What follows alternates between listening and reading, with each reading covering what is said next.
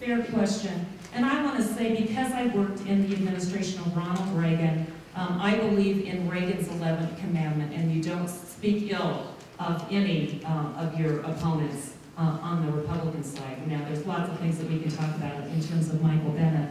But the important thing is, as I said, Stan, this isn't about me. This is about taking this seat back from Michael Bennett, who is out of touch, who's disconnected, who voted for the stimulus, who won't tell us how he feels about card check, who voted for health care, even when the citizens of this state told him that we don't want that. But now differentiating, first of all, there are 7 other candidates running on the Republican side for the Republican nominee. And I'm the only girl, so that's the first distinction. I'm not an Ivy League lawyer. I've actually walked the talk. And let me give you 3 quick examples. Because a lot of people talk about being conservative, but when I was head of the Colorado Department of Public Health and Environment, we defunded Planned Parenthood. 2 administrations before us had ignored the law. We enforced it. If you will remember, some of you are around in Colorado, in 1984 there was a constitutional question to say, Colorado people, do you want your tax dollars to go to fund abortion? They said no. In 1986 the question came out again, and the people even more resoundingly said no.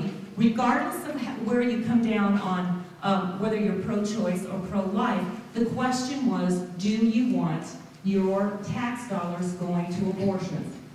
The previous administration had ignored that law, and we defunded them. We enforced the law. So that sometimes people say, how do you ever cut programs? We did that. So that's one example. That's one difference.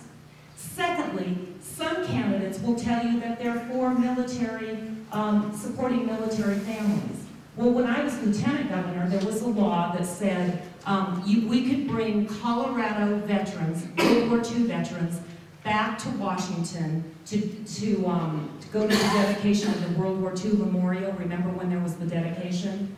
What happened was they didn't put any money into that law. So instead of going to the legislature and asking for money, we raised over $23,000 and got 23 World War II veterans with low income to go back without one dime of taxpayers' money.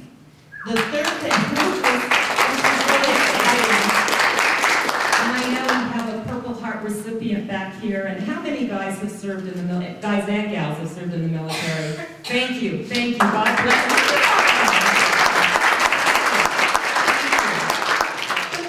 The most telling thing is, though, if a candidate has served in a government job, look at the budget. And I'll tell you, I served both in the Department of Public Health and Environment and as Lieutenant Governor. And both of my budgets that I had control over, the general fund money that came into me or that we requested, was less when I left office than when I started. So I did not grow my budget. A lot of people talk about being for limited government, but I actually had less of a general fund budget in both of those government jobs. So those are three maybe comparisons.